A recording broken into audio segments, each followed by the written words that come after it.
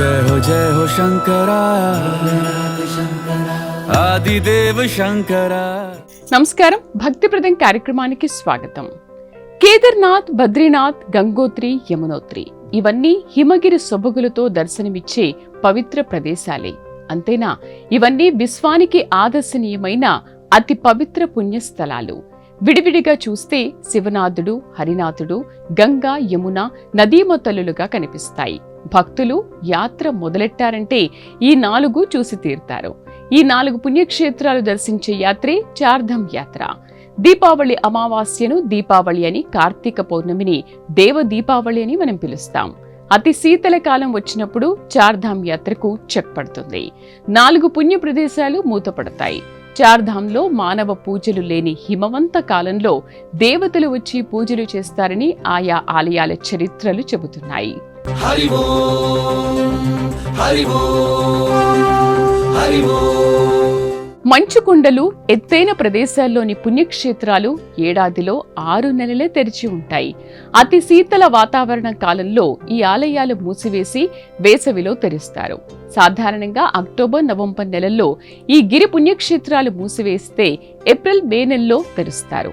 ఇప్పుడు ఈ క్షేత్రాలు ప్రారంభం కావడంతో భక్తుల తాకిడి అధికమవుతోంది.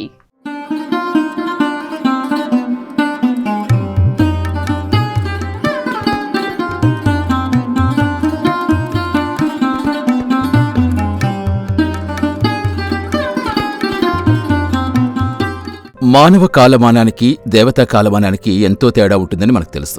సాధారణ లెక్కల్లో దేవతలకు ఒక రోజు, జీవకోటికి ఏడాది కాలం. దేవతలు ఒకరోజు కాలంలో పగటిపూట 6 నెలలు మన ఉత్తరాయణం, దేవతగణాల రాత్రిపూట కాలం మన దక్షిణాయనం. మనం దీపావళి అమావాస్యను బాణాసంచా వెలుగు జరుగులతో పౌర్ణమిగా మార్చేసుకుని పండుగ చేసుకుంటాం. అయితే దేవతల దీపావళిగా కార్తీక పౌర్ణమిని చెబుతాం. అసలు పౌర్ణమంటేనే నిండు పుణ్యం వెలుగులతో సోమ వికాసం కనిపిస్తుంది. ఆ పున్నమి వెలుగుల కార్తీక పౌర్ణమిగా దర్శనమిస్తే దేవగణాలు ఆ కార్తీక పౌర్ణమిని దీపాల పండుగగా చేసుకుంటారని పురాణాలు చెబుతున్నాయి. యుగాలకు పూర్వం ఆనాడు, ఈనాడు, అప్పుడు, ఇప్పుడు, ఎప్పుడు జనావాసాలతో పల్లెసీమలు, పట్టణాలు, నగరాలతో శోభిల్లింది. ఉత్తరాదే ఆదియుగ కృతయుగమైన, త్రేతాయుగమైన, ద్వాపర, కలియుగాల్లోనైనా ఊళ్ళన్నీ ఉత్తరాదిని ఉన్నాయి. అయితే దక్షిణాది ప్రాంతం అప్పుడు అడవులతో శోభిల్లింది. ఇప్పుడు పల్లెలు, పట్టణాలు, నగరాలు, మహానగరాలు, కొండలు, గుట్టలు, అడవులు ఇలా అన్నింటితో శోభిల్లుతోంది. త్రేతాయుగంలో అయోధ్యాపురాధీశుడు శ్రీరామచంద్రుడు తన సతీ సీతామాత, సోదరుడు లక్ష్మణుడితో కలిసి దక్షిణాది దండకారణ్యంలో అరణ్యవాసం సాగించారు. పాండవులు సైతం వనవాసం సాగించింది ఇక్కడి అరణ్య ప్రాంతంలోనే. యుగ పురుషులు, అవతార పురుషులు, త్రేతాయుగ రాముడు, ద్వాపరయుగ కృష్ణుడు జన్మించింది ఉత్తరాదిలోనే. ఆ మహనీయుల పేరిట వెలిసిన పుణ్యక్షేత్రాలు పుణ్య భారతావనిలో కోకొల్లలుగా ఉన్నాయి. అందుకే ధార్మిక, ఆధ్యాత్మిక వైభవానికి అది ఉత్తరాది అని మన పెద్దలు చెబుతారు. దేవభూమి, దేవతాభూమిని కీర్తించబడే ఉత్తరాదిలో ఉత్తరాఖండ్ అంటే పుణ్యక్షేత్రాల నిలయమని మనకు తెలుసు. ఉత్తరాఖండ్ అనగానే టక్కును స్మరించేది ఉన్నత శ్రేణి హిమగిరులు, ఆ హిమవంత ప్రాంతంలో నెలకొన్న ఆలయాలు, ఆ ఆలయాలు దర్శించుకునే భక్తులు, ఆ భక్తులు సాగించే యాత్రలు ఇవన్నీ వరుసగా మదిలో మెదులుతాయి. యాత్రల్లోనే అగ్రశ్రేణి తీర్థయాత్ర చార్ధామ్ యాత్ర. ధామ్ అంటే పవిత్ర క్షేత్రం. 4 పవిత్ర క్షేత్రాల్లో సాగించే యాత్రే చార్ధామ్ యాత్ర. అయితే ఉత్తరాఖండ్లో సందర్శించాల్సిన అగ్రశ్రేణి దేవాలయాలు 10 ఉన్నాయి. ఆ 10లో 4 పవిత్ర చార్ధామ్ యాత్రా ప్రదేశాలు: కేదార్నాథ్, బద్రీనాథ్, గంగోత్రి, యమునోత్రి. ఉత్తరాఖండ్ రుద్రప్రయోగ జిల్లా గర్హ్వాల్ హిమాలయ పర్వత శ్రేణిలో మందాకిని నది ఒడ్డున అతి పవిత్ర కేదార్నాథ్ క్షేత్రం ఉంది. సముద్ర మట్టానికి సుమారుగా 3584 మీటర్ల ఎత్తులో ఈ క్షేత్రం ఉంది. 12 జ్యోతిర్లింగ క్షేత్రాల్లో ఒకటిగా ఈ క్షేత్రం పేరు సంతరించుకుంది. ఇది చార్ధామ్ యాత్రలో అత్యంత ముఖ్యమైన క్షేత్రం. చలికాలంలో మంచు కారణంగా ఈ క్షేత్రం మూసేసి ఉఖీమత్లో పూజాధికాలు నిర్వహిస్తారు. చమోలి జిల్లా అలకానంద నదీ తీరాన గఢ్వాల్ హిమాలయగిరిలో ఆదినారాయణుడి అతి పుణ్యప్రద బద్రీనాథ్ క్షేత్రం నెలకొని ఉంది. ఇది సముద్ర మట్టానికి సుమారు 3133 మీటర్ల ఎత్తులో ఉంటుంది.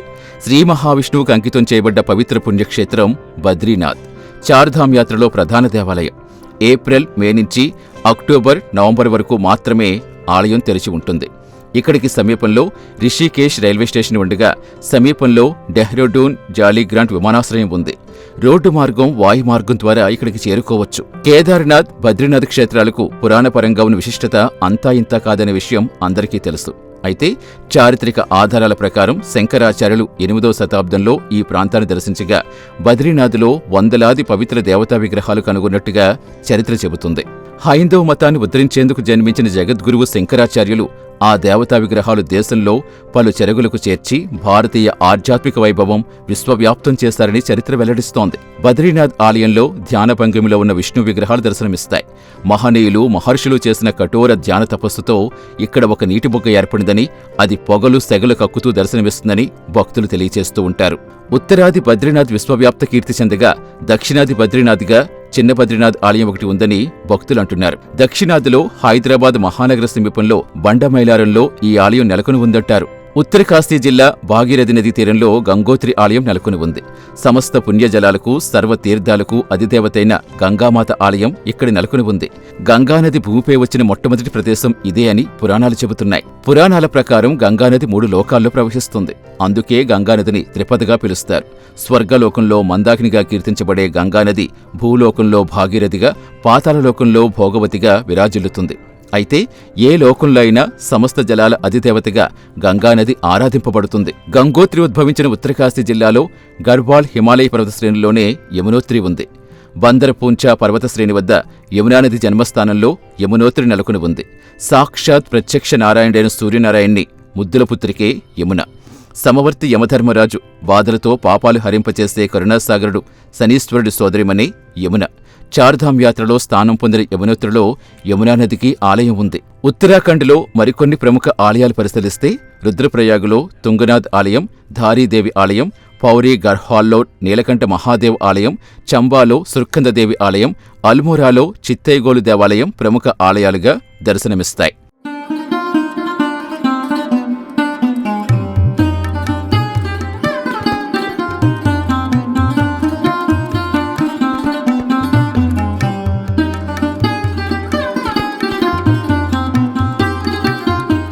ఉత్తమాలకు ఆధ్యాత్మిక వైభవాలకు ఉత్తరాది ఆది అని పెద్దలు చెబుతుంటారు. దేవభూమి దేవతాభూమి అని కితాబు ఇస్తుంటారు. ఉత్తరాదిలోని ఉత్తరాఖండ్ అంటే పుణ్యక్షేత్రాల నిలయంగా మనకు తెలుసు. అయితే యాత్రా సంగతులు చూస్తే చార్ధామ్ యాత్ర అత్యంత విశిష్టమైంది. ధామ్ అంటే పవిత్ర క్షేత్రం, 4 అంటే 4 అని మనకు తెలుసు. అసలు హిమాలయ పర్వతాలు అంటేనే ఎత్తైన కొండలు అని మనకు తెలుసు. ఆ ఎత్తైన హిమాలయ పర్వతాల్లోనే ఎత్తైన ప్రదేశాల్లో కేదార్నాథ్, బద్రీనాథ్, గంగోత్రి, యమునోత్రి నెలకొని ఉన్నాయి.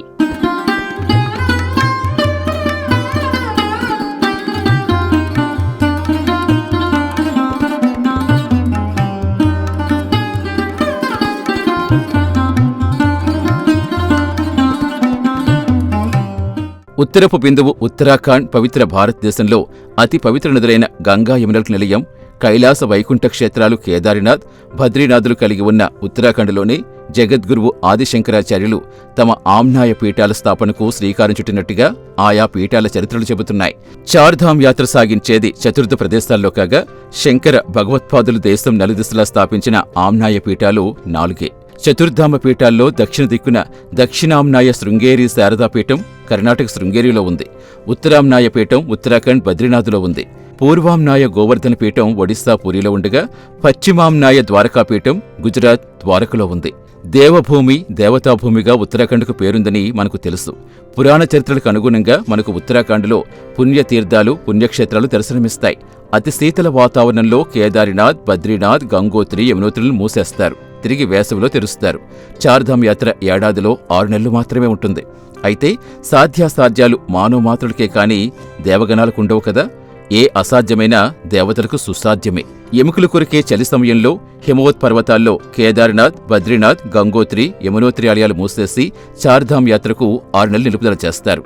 అయితే మానవ మాత్రుడు పూజలు చేసినప్పుడు దైవగణాలు రారు. భయంకర చలి సమయంలో మన దేవాలయాలు మూసివేసినప్పుడు అంటే శీతలకాలం 6 నెలలు దేవగణాలు వచ్చి ఈ పవిత్ర దేవాలయాల్లో పూజలు చేస్తారు. ఆయా దేవాలయాల చరిత్రలు ఈ విషయాన్ని వెల్లడిస్తున్నాయి. వేదకాలం నాటి ఋషిపుంగవుల నుంచి జానపద కాలం నాటి రాజుల వరకు అందరూ హిమగిరులకు విశిష్ట స్థానమిచ్చారు. పాండవులు అరణ్యవాసం చేస్తున్నప్పుడు ద్రౌపది కోరిన సౌగంధికా పుష్పాల కోసం భీముడు అలకానందపురాధీశుడు కుబేర సామ్రాజ్యానికి చేరుకున్నది హిమాలయ పర్వతాల ప్రాంతం నుంచే అని మహాభారతం చెబుతోంది. దేవతలు పుణ్యాత్ముల నివాసిత స్వర్గలోకంలోకి ప్రవేశించేది హిమాలయ పర్వతాల నుంచే అని ద్వాపర చరిత్ర వెల్లడిస్తోంది. ఈ పర్వతలోయల్లో పాండవులకు, ద్రౌపదికి ఆలయాలుండటం సర్వసహజమే. అయితే దుర్యోధనుడు, కర్ణుడు, ఇతర కురుక్షేత్ర వీరులకు ఆలయాలున్నట్టుగా యాత్రిక భక్తులు చెబుతున్నారు.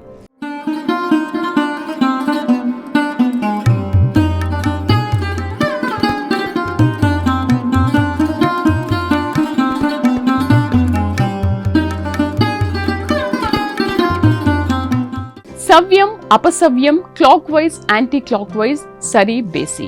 వీటిలో ప్రథమ తాంబూలం సవ్యాలకు సరికే ఇస్తాం కదా. ఇదే రీతిలో భక్తులు చార్ధామ్ యాత్రను సవ్య దిశలో పూర్తి చేయాలని భావిస్తుంటారు. యమునోత్రి నుంచి యాత్ర ప్రారంభించి గంగోత్రి, కేదార్నాథ్ మీదుగా బద్రీనాథ్కు చేరుకుంటారని, అక్కడ యాత్ర ముగిస్తారని చార్ధామ్ యాత్ర నిర్వాహకులు చెబుతున్నారు.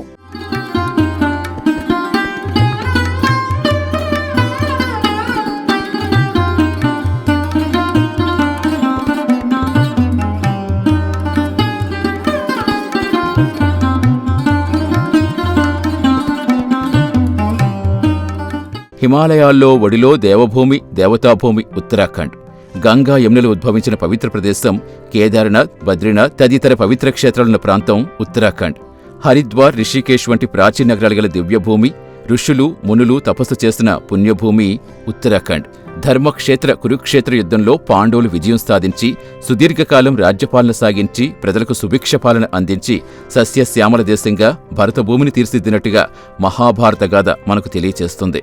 వానప్రస్థాశ్రమం అనంతరం పాండవులు ఈ మార్గంలోనే పయనించి స్వర్గలోకం చేరుకున్నారని పురాణ చరిత్రలు చెబుతున్నాయి. పార్వతీ పరమేశ్వరుల పరిణయం జరిగిన పవిత్ర ప్రాంతంగా ఈ ప్రదేశానికి పేరున్నట్టుగా పురాణ పెద్దలు తెలియచేస్తున్నారు. ఉత్తరాఖండ్తో పాటు హిమాచల్ ప్రదేశ్ను దేవభూమిగా భక్తులు కీర్తిస్తారని భక్తులంటున్నారు. ఉత్తరం అంతా ఉత్తమం అనేందుకు ఎన్నో ఉదాహరణలు కనిపిస్తాయి. సూర్యుడు మకర రాశిలో ప్రవేశించినప్పుడు ఉత్తరాయణం ఆరంభమవుతుంది. ఉత్తరాయణం దేవతల పగటికాలం, ఉత్తమోత్తమ పుణ్యకాలం. మకర సంక్రాంతి గడియల్లో అంటే రారాజు పండుగ మకర సంక్రాంతి సమయంలో సూర్యుడు మకర రాశి ప్రవేశం చేస్తాడు. ఉత్తర దిక్కుకు అధిపతి కుబేరుడు. అలకానందపురి పురాధీశుడు కుబేరుడు. అమిత ధనవంతుడు, సంపద దేవుడిగా పేరున్న కుబేరుడి సామ్రాజ్య ప్రదేశం ఉత్తరాఖండ్లో ఉందని పురాణ గురువులు తెలియచేస్తున్నారు. ఇలా ఉత్తరకు ఎన్నో ఉత్తమోత్తములు ఉన్నట్టుగా ధార్మిక పెద్దలు వివరిస్తున్నారు. సవ్య దిశ, అపసవ్య దిశ రెండింట ఏది గ్రేట్ అంటే అపసవ్య పేరులోనే వ్యతిరేకత ధ్వనిస్తున్నప్పుడు సవ్య సరిసంఖ్యలకు కాక దేనికి ప్రాధాన్యం ఉంటుంది అని ఎదురు ప్రశ్న వస్తుంది. చార్ధామ్ యాత్రికులు సైతం తమ యాత్రను పద్ధతిగా సవ్య దిశలో సంపూర్ణ భక్తితో చేయాలని భావిస్తూ ఉంటారు. అందుకే యమునోత్రి నుంచి యాత్ర ప్రారంభించి యమునామాత ఆరాధన పూర్తయ్యాక గంగోత్రి చేరుకుంటారని యాత్ర నిర్వాహకులు చెబుతున్నారు. అక్కడ గంగామాత పూజలు పూర్తయ్యాక అతి పవిత్ర దివ్యక్షేత్రం ద్వాదశ జ్యోతిర్లింగ క్షేత్రం. ఉత్తరాది దక్షిణాదిని కలిపే ఏక సరళ రేఖలో అది పుణ్యక్షేత్రం. కేదార్నాథ్కు చేరుకుని అత్యంత భక్తిప్రదంగా శివారాధన చేస్తారు. అనంతరం సర్వోత్తమ సర్వోన్నత దైవం, దేవాదిదేవుడు, దేవతా సార్వభౌముడు, సకల భువన రక్షకుడు వైకుంఠనాథుడి బద్రీక్షేత్రాన్ని దర్శించుకుంటారు. బద్రీనాథ్ యాత్రతో చార్ధామ్ యాత్ర సంపూర్ణమవుతుందని తెలియచేస్తున్నారు. పూర్వకాలంలో పాదయాత్రల ద్వారానే పుణ్యక్షేత్రాలు దర్శించుకునేవారు. ఇక కేదార్నాథ్, బద్రీనాథ్, గంగోత్రి, యమునోత్రి తరహా మంచుకొండల యాత్ర పాదయాత్ర ద్వారా సాగించడం అంటే కైలాస వైకుంఠాలకు చేరిక యాత్రలాగే పూర్వీకులు భావించేవారని పెద్దలు చెబుతారు. భవబంధాలు తెచ్చుకునే విధంగా అన్ని అప్పగింతలు అయ్యాక యాత్ర మొదలెట్టేవారని పెద్దలు తెలియజేస్తుంటారు. అయితే పూర్వీకులు దాదాపు అందరూ విజయవంతంగానే తమ పాదయాత్ర, తీర్థయాత్రలను పూర్తి చేసుకునేవారని తెలియజేస్తున్నారు. ఇప్పుడు కాలానుగుణ మార్పుల్లో యాత్ర చేయడానికి ఎన్నో సౌకర్యాలు, అవకాశాలు కల్పించడంతో ఈ యాత్రలు దిగ్విజయంగా పూర్తి అవుతుండడం సంతోషించదగ్గ పరిణామం. చార్ధామ్ యాత్రను రోడ్డు మార్గంలో, విమాన మార్గంలో చేయొచ్చని, హెలికాప్టర్ సేవలు అందుబాటులో ఉన్నాయని యాత్రా నిర్వాహకులు చెబుతున్నారు. పూర్తి యాత్ర చేయలేని వారు కేదార్నాథ్, బద్రీనాథ్ పుణ్యక్షేత్రాలు దర్శించి దీనిని దోదాం యాత్రగా అభివర్ణిస్తున్నారు. ఇది ఇవాల్టి భక్తిప్రదం కార్యక్రమం. రేపటి భక్తిప్రదంలో మళ్ళీ కలుద్దాం. నమస్కారం.